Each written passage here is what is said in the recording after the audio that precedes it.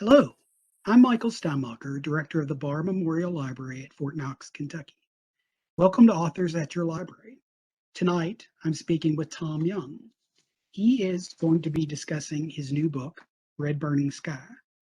Tom's well-received military thrillers include The Mullah Storm, Silent Enemy, The Renegades, The Warriors, and Sand and Fire. He's the author of the nonfiction book, The Speed of Heat, an airlift wing at war in Iraq and Afghanistan. Tom served in Afghanistan and Iraq with the Air National Guard. He's also flown combat missions in Bosnia and Kosovo, among many other missions. He logged nearly 5,000 hours as flight engineer on the C-5 Galaxy and C-130 Hercules. His military honors include the Meritorious Service Medal, 3 Air Medals, 3 Aerial Achievement Medals, and the Air Force Combat Action Medal. He retired from the Air Guard in 2013 after more than 20 years of service. He's an airline pilot based at Reagan National Airport near Washington, D.C. First of all, welcome and thank you for your service. Well, thanks so much, Michael. I certainly appreciate that kind introduction, and it's an honor to get to chat with you and your library patrons about my new World War II novel, Red Burning Sky. If I may, in fact, I'll show you the cover of it, Red Burning Sky. And this is a story inspired by a real-life event from World War II, something called Operation Halyard. That's spelled Halyard. And Operation Halyard was the rescue of more than 500 downed Allied flyers, mainly American flyers, in Yugoslavia in 1944. And it's one of the lesser known corners of World War II history. In fact, I refer to it as the greatest military rescue you've never heard of.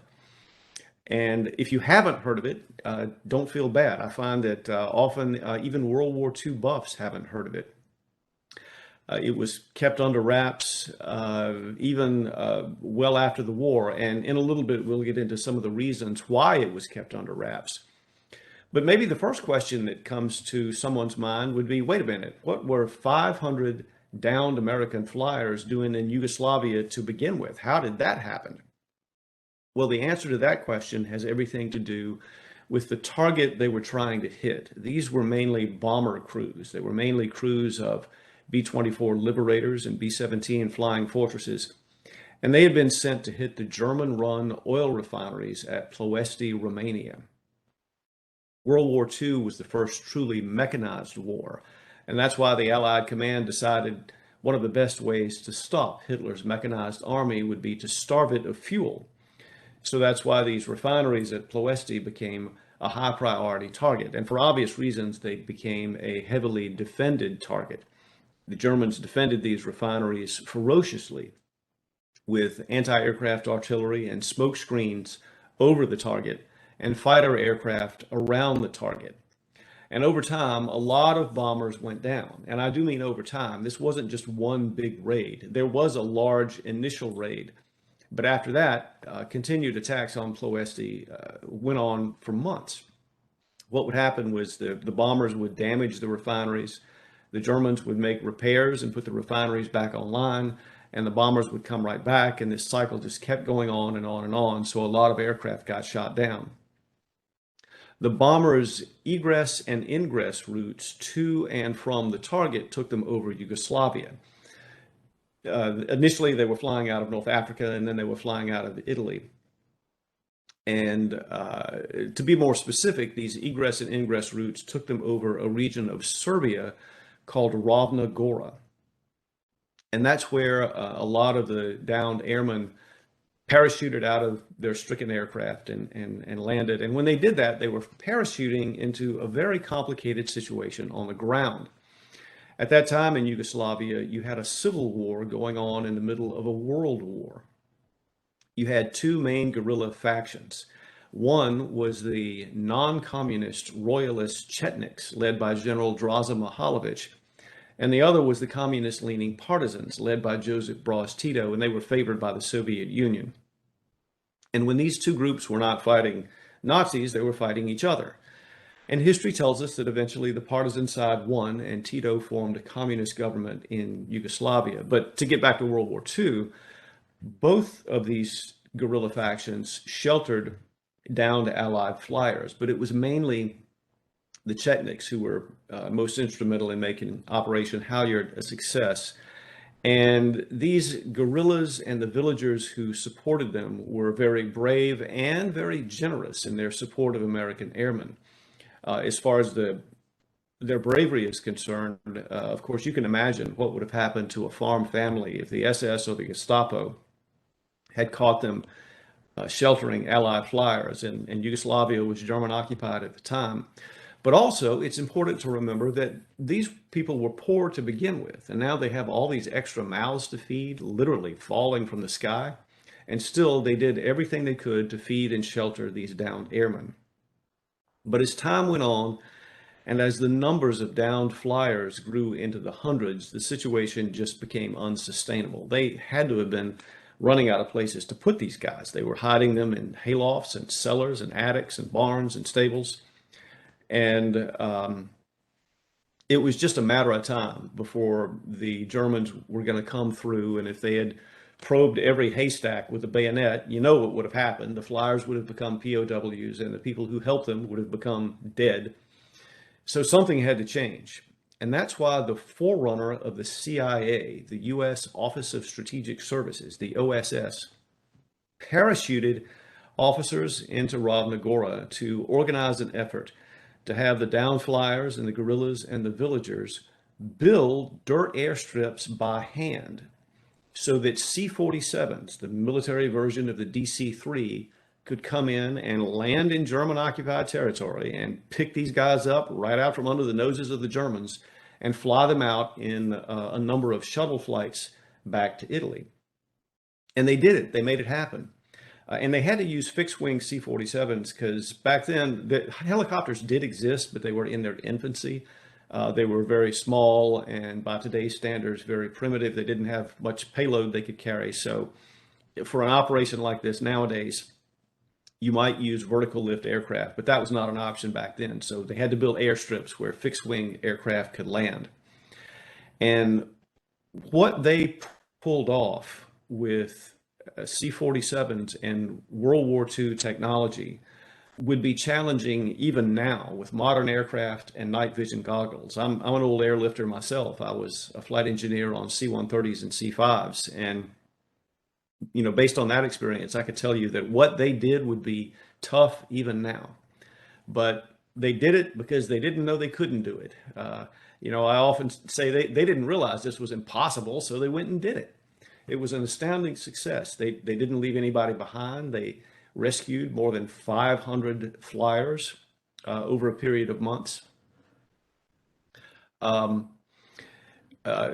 just as importantly, they didn't have any accidents. If a C-47 pilot had rolled an aircraft into a ball on one of these dirt airstrips, it would have been doubly disastrous because not only would it have probably killed the crew and blocked the use of the airfield, but the resulting post-crash smoke and fire probably would have alerted the Germans. These guys just had no room for error. And it was just a beautifully executed rescue mission. So you would think that with a rescue mission that successful, that sooner or later it would have been publicized. You would think this would get splashed all over the cover of Life magazine, that it would have been all over the newsreels in the movie theaters because it would have been a good morale boost for people on the home front and also for troops in the field. But that didn't happen. And the reasons that didn't happen, like so many things that have to do with Yugoslavia, are complicated. Well, actually, the initial reason isn't so complicated. It was plain old operational security. They didn't know that they wouldn't have to go back and keep getting more of these guys. And even after the mission was completed, you wouldn't want to do a victory dance publicly with Germans still in Yugoslavia for fear of reprisals against people in the villages. But even after the war was won, it was kept under wraps because of political and diplomatic sensitivities. At the time, of course, the Soviets were our allies in fighting the Germans, and defeating Nazi Germany was the top priority. And there was concern about ruffling feathers in Moscow if we made a big deal about having worked so closely with the non-communist guerrillas who were fighting the communist guerrillas. So there was that issue. I think there was also concern about ruffling feathers in London. The British, of course, were and are our closest allies, but at the time, there were elements of the British government who favored working with the partisans rather than the Chetniks, not because they had any sympathy for communism, but just because they felt the partisans were more effective in fighting the Nazis. Meanwhile, there were people in the American government who preferred to work with the Chetniks, and so that was all very sensitive, and that's another reason this thing was kept quiet. Further complicating the situation was the fate of the Chetnik leader, General Draza Mihailovich. As I mentioned earlier, his side lost the Yugoslav Civil War, and in 1946, Tito's government arrested Mihailovich and put him on trial for high treason and war crimes. And in that same year, the Tito government executed Mihailovich. And I think it was seen as something of an embarrassment to the U.S. that we could not apply diplomatic pressure and somehow prevent that. After all he had done to help our downed airmen. Now, General Mikhailovich's legacy is controversial, but after his execution, his reputation was rehabilitated to the point where the Truman administration posthumously awarded him the Legion of Merit Chief Commander for his role in Operation Halyard and in helping rescue all of these downed airmen. Fortunately, this hasn't been completely lost to history. There has been at least one good nonfiction book written about it, a book called The Forgotten 500 by Gregory Freeman, and that was a good source for me in writing this novel. Also, nowadays, there's a terrific organization called the Halyard Mission Foundation, and it's a Serbian-American group dedicated to memorializing Operation Halyard, to researching it, learning more about it. And if I may, I'll share a screen here. This is the homepage of the Halyard Mission Foundation's website, halyardmission.org. I am not a member of the Halyard Mission Foundation, so I cannot speak for them. I'm just a fan of their work. This homepage shows a painting that depicts one of the raids against Ploesti, and it's quite a striking painting. It shows a B-24 Liberator in action over the burning refineries, and this makes it clear, you know, what a dangerous mission this would have been. You can see the violence of action here. But the website talks a little bit about some of the things the foundation is doing. They are trying to find people who took part and present them with certificates and plaques, thanking them for what they did. Of course, by now, any participant would be quite old, so I think in a lot of situations, they're finding descendants and honoring them. They're setting up historical markers in relevant locations, you know, for example, in some of the villages that helped out. They're even setting up memorials at the sites of some of the airfields where the C-47s landed and helped rescue these airmen. Just a terrific organization, and they're helping to make sure Operation Halyard is not forgotten, that it's not lost to history. And for me, the main takeaway of the foundation's work, based on just my reading of their website and so forth, is that as they research this, it's like peeling the layers of an onion. The more they learn, the more they find there is still more to learn. And they're finding that Operation Halyard was an even bigger deal than what historians might have thought at one time. In my novel, Red Burning Sky, I'll confess to taking some historical liberties, mainly by compressing events, just for the sake of a tight narrative. In the novel, most of the action, all of the action in the novel takes place in 6 or 8 weeks in the summer of 1944. But thanks to the work of the Halyard Mission Foundation, now we know that the mission ran at least from the summer of 44 until about February of 1945. Also, in my novel, I describe the construction of a dirt airstrip. However, We now know there were at least three.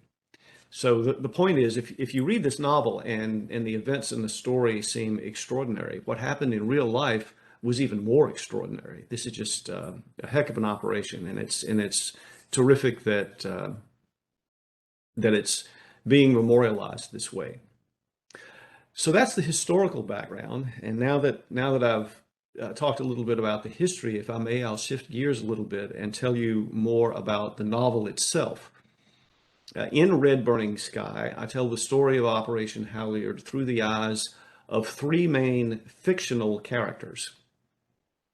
One is a downed airman named Bill Bogdanovich. Bill Bogdanovich was a bombardier on a B-24, and he comes from a Serbian-American family. After World War I, his father immigrated from Yugoslavia. The younger Bogdanovich was born in the U.S.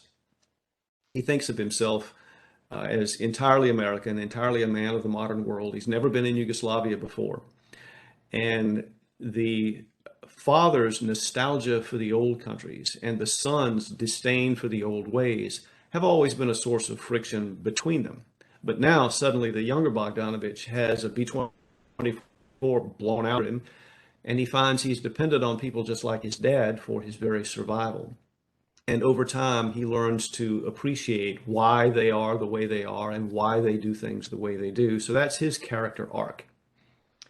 Another of my main characters is one of the C-47 rescue pilots. And again, this is an entirely fictional character. He is not based on any real life figure from Operation Halyard. His name is Drew Carlton. And Drew has a checkered past. He began his military career as a B-17 bomber pilot.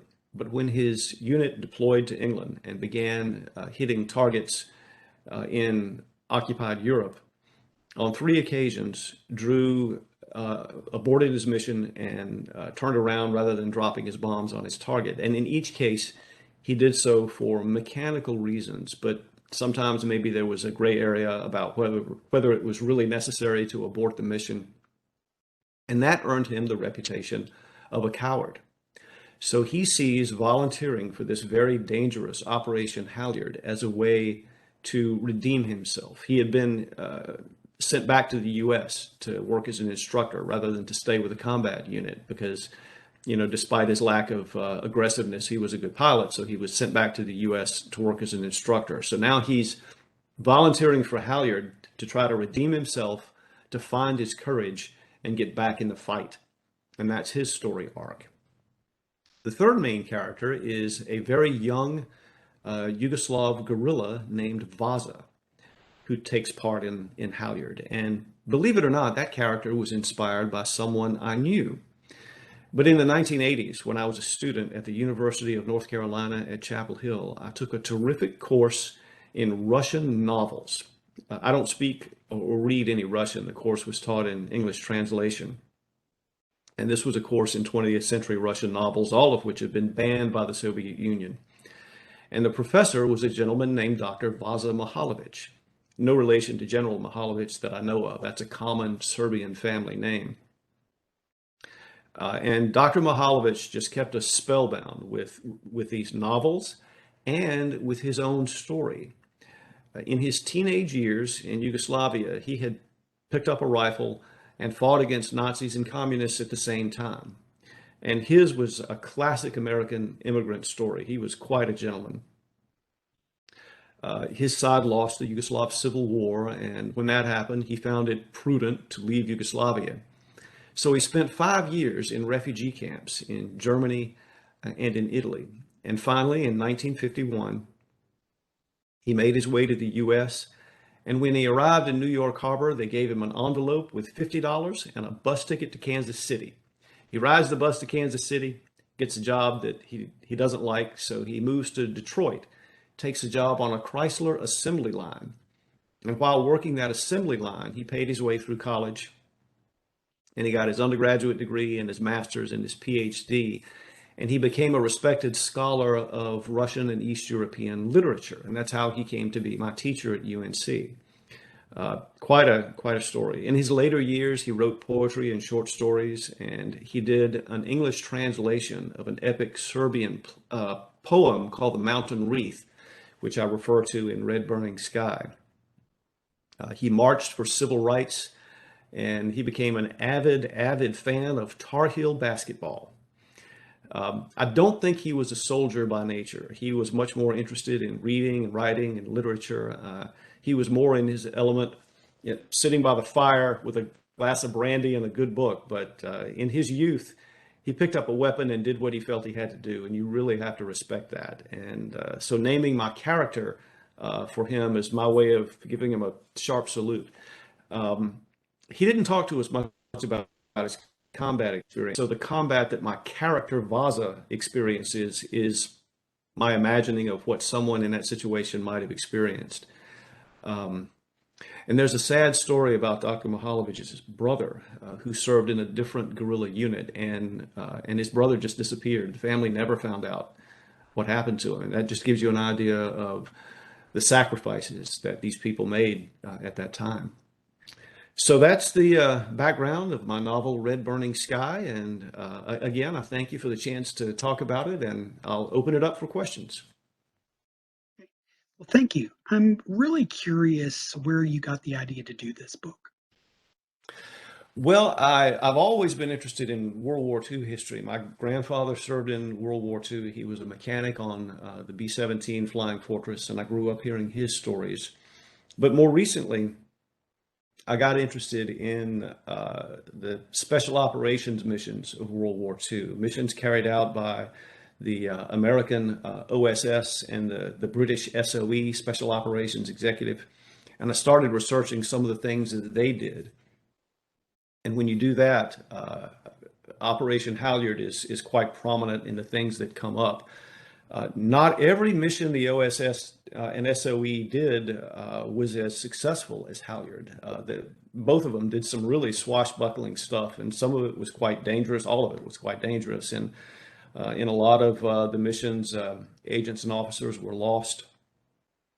But so that's how Halyard initially came to my attention. And I was especially interested in that because it was essentially an airlift mission, and that was what I did in the military, so I could kind of relate to that, and I just got more and more interested as I read about this airlift mission to rescue these downed flyers. Why did you choose to do the book as historical fiction versus a straight narrative history? Well, I enjoy reading and writing fiction and historical fiction, and I'm glad you asked that question, because that brings up something Dr. Mihalovich said in his class. When we were going through these Russian novels, someone in class remarked that this is a painless way to learn history. And Dr. Mihalovich made an excellent point. He said, wait a minute, if you want to learn history, nonfiction is essential. You do need to read the works of nonfiction and learn the facts of what happened. But what fiction can give you that nonfiction doesn't give as well is empathy. It puts you in the shoes of the people who were there. It helps tell you what it felt like to be there. You feel the pain, you feel the cold, you feel the heat, you smell the smoke. Fiction can put you right there, and that's why I chose to work with historical fiction. Now, not to disrespect nonfiction, a good nonfiction writer can make it very real too. But with fiction, you're in the mind of the characters. You're in the point of view of the characters who were there. So, can you tell us a little bit about the research that you did for this book? Yes. Although I didn't realize it at the time, I guess you could say the research began in the 1990s when I was a young flyer with the Air National Guard, and we were flying in and out of the former Yugoslavia during the conflicts in Bosnia and Kosovo, and just flying in and out of that part of the world, for one thing, showed me the beauty of that area. It's just beautiful, beautiful terrain, and it got me interested in the history of that area. It's a fascinating and tragic history. And that gave me an idea of what these places look like. Um, I did as much reading as I could on the subject, beginning with the nonfiction book, The Forgotten 500, and also, looked at OSS or articles about the OSS and Operation Halyard. One of the things that I thought was interesting is to look at Google Earth photos of some of the places where Operation Halyard took place. A village that was a central hub of activity for it was a town called Pronyany. And if you look at the Forgotten 500 and you see the pictures taken in Pronyany, it looks like it was a small farming village that was quite remote. And some of these villages, if you look at them on Google Earth now, they're still remote. And a lot of people ask, why did they get away with this rescue operation in German occupied territory? And the reason the environment was permissive enough for this to happen is that it was so rural. If you're an occupying power and you're trying to control a country that's hostile to you, naturally you're going to concentrate most of your forces in the cities. So they didn't have German troops every 100 yards down every road, and that's why this thing could happen in the rural areas of Yugoslavia. So that kind of thing was part of the research. For the technical stuff, that was actually the easiest thing to do, to research how they flew these C-47s, how OSS officers parachuted into Yugoslavia. That was relatively easy. And believe it or not, one of the best sources was YouTube. Now, of course, there's a lot of junk on YouTube, but probably several someones, has done us authors and historians a great favor by uploading a lot of World War II training films to YouTube. And those training films that they made back then are just as good as any training film I ever saw in the military, except the ones I saw were in color and these were in black and white. But back then, the War Department enlisted a lot of A-list Hollywood talent to make these training films, and they're quite good. And you can find them on how to fly the C-47, how to fly the B-24, how to fly the B-17. They give you granular level details on how these aircraft were operated back then. And it's not just limited to aviation. You can find training films on anything you can imagine, how to disassemble and clean the M1 rifle, how they packed parachutes back then. It's just fascinating stuff, and it's just a gold mine for someone wanting to write a historical novel. So that actually leads me to my next question. How do you balance realism and trying to be realistic where it doesn't overtake your plot? That's a great question. And as much fun as it is to research this technical stuff, you have to use it in light brushstrokes. A very good creative writing teacher once told me, let the reader overhear technical details, but you don't want to do a data dump. I think it was Hemingway who said, when you know a subject well, you know what to leave out. So you use that stuff in light brushstrokes. For example, if I say Drew is going to fly an ADF approach through the weather to make a landing, I don't need to explain that ADF stands for Automatic Direction Finder, and I don't need to include the details of how one flies that kind of instrument approach. Just the acronym will tell a reader this is a technical thing that the pilot has to do. It's an instrument approach. It's what they do in bad weather, and that's really all that's necessary. Did you find this book any more challenging to write than your previous novels? A little bit. And the biggest challenge was putting myself in the mind of Vaza, putting myself in the head of a 17-year-old Yugoslav guerrilla. But I just asked myself, if I were in that situation and I knew what he knew, and I didn't know what he didn't know, what would I do? How would I feel?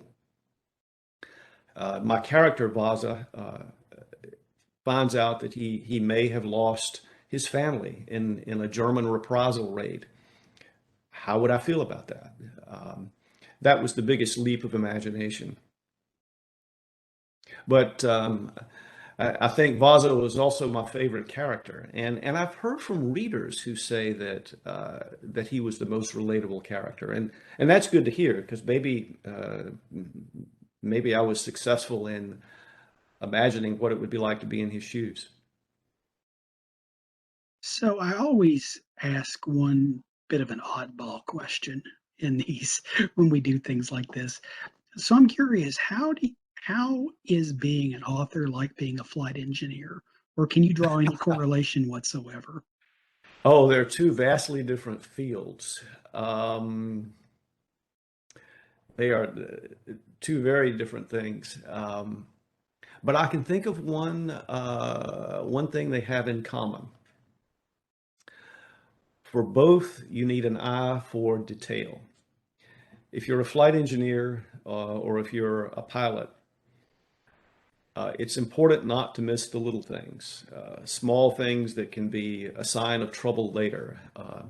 An engine that doesn't sound quite right, a gauge that's not reading exactly what you would expect it to read. Sometimes you can pick up on a problem that way before it bites you.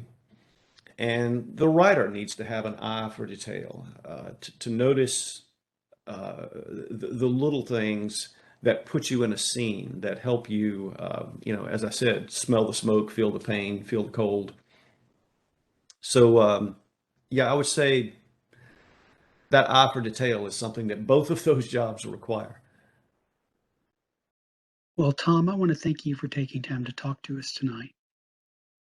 Well, you're quite welcome. This has been a lot of fun. I certainly appreciate your interest in my novel, and it was a pleasure to get to chat with you. Thank you very much. You're very welcome. We've been talking with Tom Young. His newest book is the historical fiction Red Burning Sky. Thanks for joining us. Thanks so much.